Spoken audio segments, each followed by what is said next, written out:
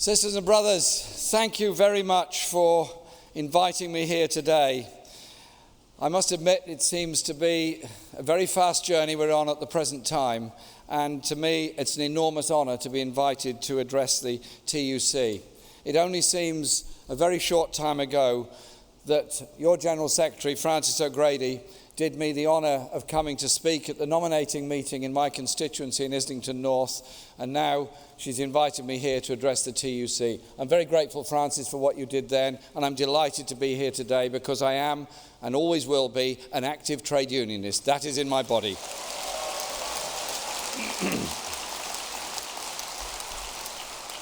I've been a trade union member all my life, and I was an organiser for the National Union of Public Employees before I became a Member of Parliament. I realise this is deeply controversial because they're now part of Unison, but you can only be in one union at a time, you know the problem.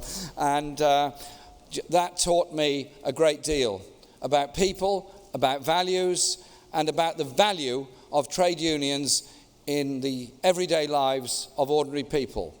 School cleaners, they've got a hard time. School meals workers being badly treated. School caretakers looking for some security in their jobs. All those issues that are day-to-day work of trade unions. And those that attack and criticise trade unions should remember this. There are 6 million of us in this country. We're the largest voluntary organisation in Britain. Every day we make a difference in looking after people in their ordinary lives, as well as a huge contribution in the wider community. Unions are not just about the workplace, they're also about society as a whole, life as a whole, and the right of the working class to have a voice in society as a whole. That is why trade unionism is so important. We celebrate the values of solidarity, of compassion, of social justice, of fighting for the underprivileged, and of working for people at home and abroad. Because whilst we value and protect the rights that we have in this country, the same thing does not apply to trade unionists all over the world. Those people that died in that dreadful fire in China, where there was a free market philosophy around the operation of a port, firefighters died trying to protect other workers who should have been protected by decent health and safety conditions. All around the world, Colombia and many other places, trade unionists trying to survive, trying to stand up for their rights. Trade unions in Britain have achieved a fantastic amount in protection and in the wider society. We need to stand in solidarity with trade unionists all over the world, demanding exactly the same things as we've secured for ourselves and trying to defend for ourselves. Trade unionism is a worldwide movement, not just a national movement, and we should never be ashamed to say that. There are those that say trade unions are a thing of the past and the idea of solidarity, unity and community are a thing of the past. Ever since this Labour leadership election was announced, and I've taken part in it, I've spoken at 99 different events all over Britain, 99 events in 99 days. And those events were often very large. They were bringing together people that had been estranged from the Labour movement or indeed from the Labour Party, and they were bringing together young people who had not been involved in that kind of politics before. But what brought them together was a sense of optimism and hope. What brought them together was a sense of the way things can be done better in politics in Britain. And those values I want restored to the heart of the Labour Party, which was, of course, itself a creation of the trade unions and socialists in the first place. And I have some news to report to you. Ever since last Saturday, large numbers of people have been joining the Labour Party. And the last figure I got, that was since Saturday afternoon, 30,000 people have become members of the Labour Party. Our membership is now more than 1/3 and rising. Over 500,000 people were able to take part in that election. But the values that people bring to joining the party and the party brings to them have to be things that we fight for every single day. And I want the unions and the Labour Party to work together, to win people over to the basic values we all accept, to change minds and change politics so that we can have a Labour government, we can look in a different direction, we can look away from the policy of growing inequality and look to a society that grows in equality, in confidence, in involvement of everybody, and doesn't allow the gross levels of poverty and inequality to get worse in Britain. That is what the Tories have in store for us. But Labour must become more inclusive and open, and I've had the very interesting task in the last few days of a number of events and a number of challenges. The first thing I did on being elected was to go and speak at a rally in saying refugees are welcome here because they are victims of human rights abuses and other abuses. And I thought it was important to give that message out, that we recognise human rights abuses and the victims of it all over the world from wherever they come. They're human beings just like you and me. We hold out our hands and our hearts to them. We want to work with them for a safer and better world. They are seeking the same things that we're seeking.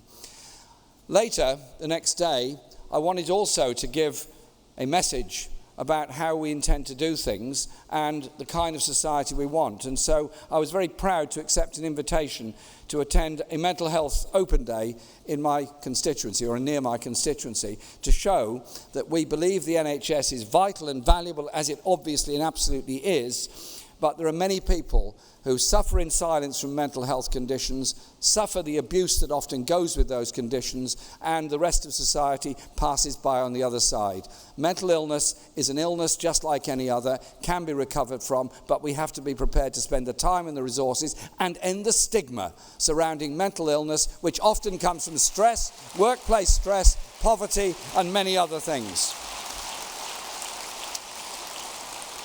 But there are other messages we have to put, and the media has been absolutely full of our midnight oil burning sessions in appointments to the new shadow cabinet of the Parliamentary Labour Party. And after consideration and thought and lots of discussion, we have assembled and appointed a shadow cabinet of a majority of women members for the first time ever in history.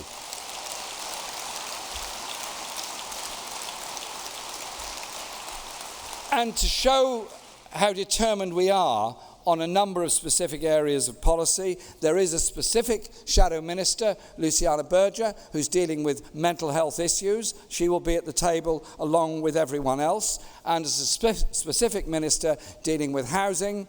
And that is because I believe John Healey will put the case very well. The issue is that we have to address the housing crisis that faces so many people all over this country. The free market isn't solving the problem of homelessness. The free market isn't allowing people to lead reasonable lives when they're paying excessive rents in the private rented sector. We have to change our housing policies fundamentally by rapidly increasing a council house building programme to give real security to people's lives.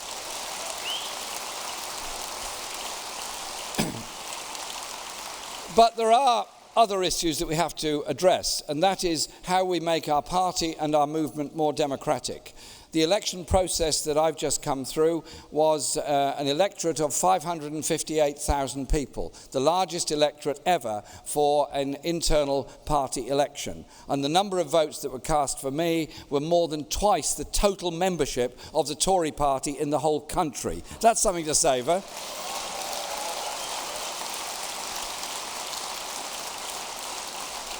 But all those people coming forward to take part in this process came forward, yes, because they were interested, yes, because they were hopeful, but yes, because they wanted to be part of a democratic process where we make policy together. We live in a digital age. We live in an age when communications are much easier. We live in an age when we can put our views to each other in a much quicker and in a much more understandable form. So we don't need to have policy making that is top down from an all-seeing, all-knowing leader who decides things. I want everybody to bring their views forward. Every union branch, every party branch, every union. So we develop organically the strengths we all have, the ideas we all have, the imagination we all have. when we've all had a say in how we develop, say, the housing policy, say, the health policy, say, any other particular area of environmental protection or anything else, if everyone has been involved in that policy making, they own the policy that's there at the end. They're more determined to campaign and fight for it. They're more likely to mobilise many more people around it. So we don't go through till 2020 with a series of surprises. We go through to 2020 with a series of certainties that we're a growing, stronger movement, we're more confident and more determined than ever, and above all, we're going to win in 2020, so we see the end of this Tory government. And when politicians get out of touch with reality, they sometimes forget where skill sets really lie. Can I give you an example? When I was a union organiser, we used to get involved in negotiations about work-study arrangements, time it took to drive a van from place A to place B, and how long it took to load the van, all those kind of issues. And so we'd go in there and start negotiations. And I would always go to the branch meeting beforehand and say, who here is keen on betting? Every hand went up, of course. Who's the best at betting? One particular hand would be pointed to and say, can you come along to the negotiations? Why? Because that member had brilliant skills at mental arithmetic. This was pre-computer days, and he'd work out very quickly, and he would say sotto voce to me, they're lying to you, Jerry, don't accept it, or whatever. Skills at the workplace, skills of ordinary people, knowledge of ordinary people. The elites in our society look with contempt on people with brilliance and ideas just because they don't speak like them or look like them. Let's do things differently and do things together. Had we had a different approach, would we now have the millstone of private finance initiatives around the necks of so many hospitals and so many schools in this country? Or would we instead have a more sensible form of public sector borrowing to fund for investment and fund for the future, rather than handing over our public services to hedge funds, which is exactly what this government would like us to do? Be confident, be strong. We've got lots of knowledge and lots of power. I've worked with unions affiliated to the Labour Party and not affiliated to the Labour Party, and I work with all trade unions because I think that is what the leader of the Labour Party should do. I think the leader of the Labour Party, if invited, should always be at the TUC. I see it as an organic link. And I want to say a special mention to one group of workers that are here, that are doing their best to defend something we all own and know and love. Welcome to those strikers from PCS, from the National Gallery, for what they're going through at the present time.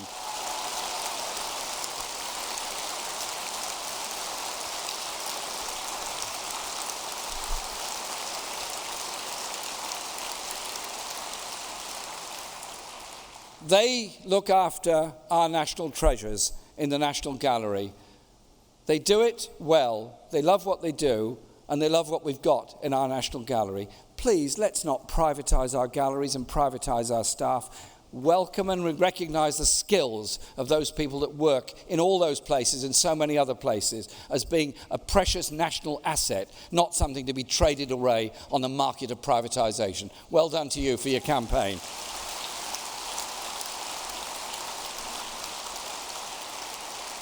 Yesterday, the Tories put the second reading of the trade union bill to Parliament, and sadly, it achieved its second reading and it's now gone into committee. Basically, they're declaring war on organised labour in this country ever since they won the general election, albeit with the support of 24% of the electorate. Yesterday, I was proud to sit alongside Angela Eagle on our front bench to oppose the trade union bill. And she rightly said, and I quote, that this bill is a dangerous attack on basic liberties that would not be tolerated by the Conservative Party if they were imposed on any other section of society. Stephen Doughty gave an excellent reply, and Labour MPs spoke with passion, knowledge and understanding of the dangers of this bill. It's quite interesting how the Tories champion deregulation wherever regulation is ever mentioned. How many times have we heard that? Ministers for deregulation, departments for deregulation, ministers who will tear up all regulations. But the one thing they really want to regulate is organised labour and the trade unions in this country. I think sauce for the goose is sauce for the gander, don't you? So we have to oppose it and recognise what they're doing. The burdens they're placing, as one Tory MP admitted, are actually the strategy that was used by General Franco in Spain on his control of the trade unions in Spain.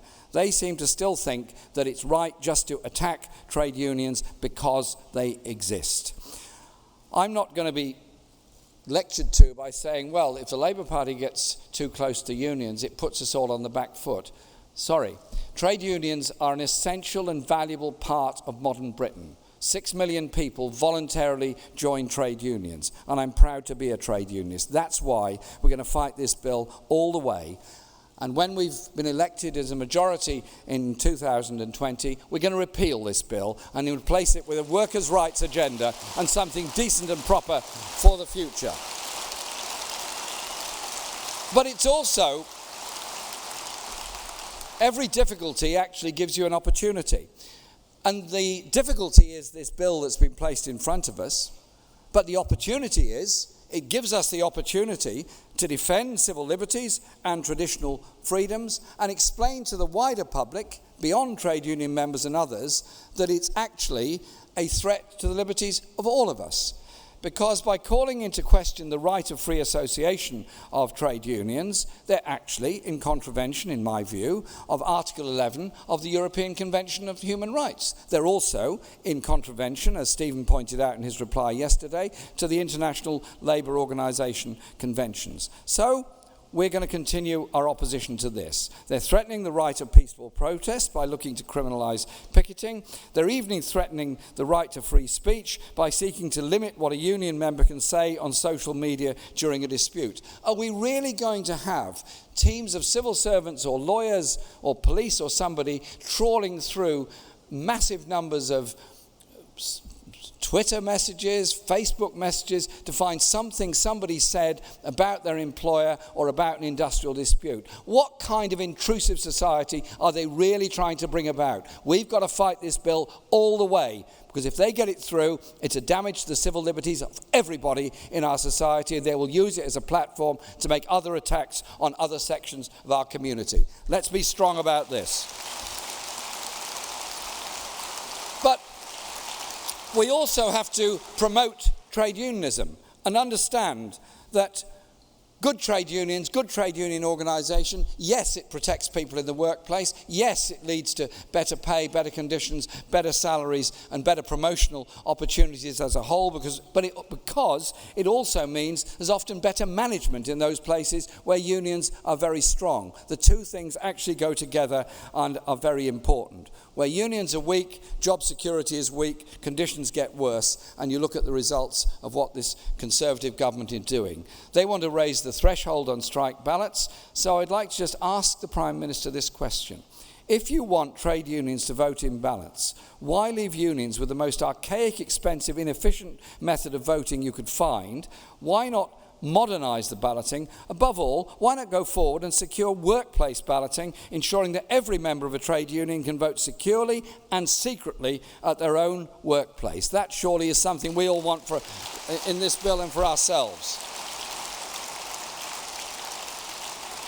But they're also attacking the rights of trade unions to be involved in wider society. They've always been concerned in the Tories about the right of trade unions to be involved in political actions in any way.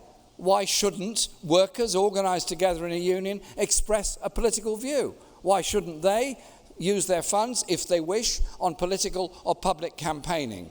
We had the bill in the Act in the last Parliament that restricted the participation of unions and charities in public commentary during election. This is taking it a stage even further. They seem quite relaxed about the involvement of hedge funds and funny money in politics. They seem absolutely obsessed with the cleanest money in politics, which is trade union funds being used for political campaigning.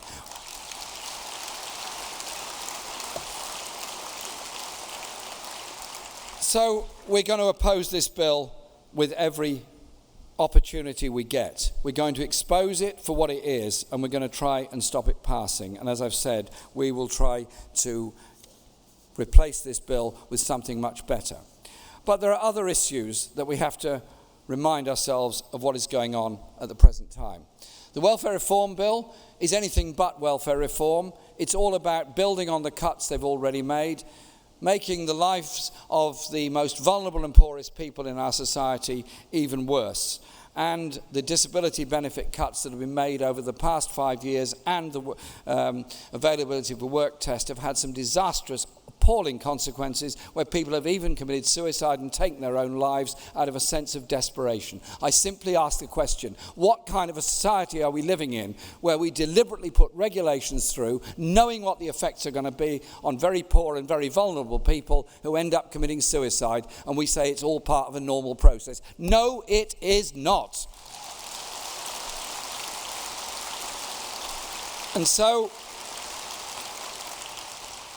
the reduction in the benefit cap has the effect of socially cleansing many parts of our towns and cities. Owen Smith and I had discussions last night about amendments that we're going to put down to the Welfare Reform Bill, and as far as I'm concerned, the amendments we're putting forward are to remove the whole idea of the benefit cap altogether. We need to raise wages and regulate rents rather than have a welfare system that does two things of subsidising high rents and low wages. Surely we can do things differently and better if we really want to. We'll bring down the welfare bill in Britain by controlling rents and boosting wages, not by impoverishing families and the most vulnerable people. I have to leave straight away after I've concluded my remarks here, because I want to be back in Parliament to vote against their attempt to cut the tax credits that act as a lifeline to millions of people. Bernardo's say that it would take £1,200 a year away from a lone parent of a working full-time minimum wage. The government says there's no alternative to this. John McDonnell, our new Shadow Chancellor of the Exchequer, is setting out what the alternatives are. They call us deficit deniers, but then they spend billions cutting taxes for the richest families and for the most profitable businesses. What they are is poverty deniers. They're ignoring the growing queues at food banks. They're ignoring the housing crisis. They're cutting tax credits when child poverty rose by 500,000 under the last government to over 4 million. Let's be clear.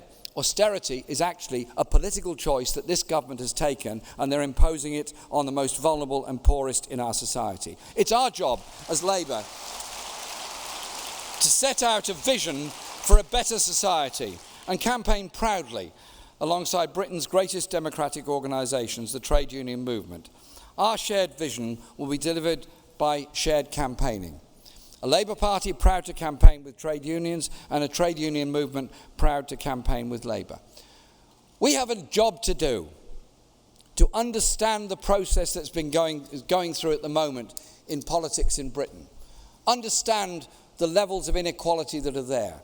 Understand the levels of insecurity of people on 0 hours contracts, students with massive debts. Understand the stress and tension that so many people have. We're actually quite a rich country. We're actually a country that is deeply unequal. Surely, the whole vision of those that founded our unions and founded our political parties was about doing things differently. That generation, those brilliant people, brought us the right to vote, got women the right to vote, brought us the National Health Service, and brought us so many other things.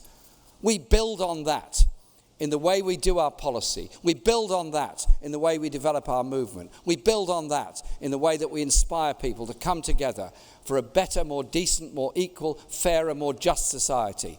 These things aren't dreams. These things are practical realities we together intend to achieve. Thank you very much for inviting me here today.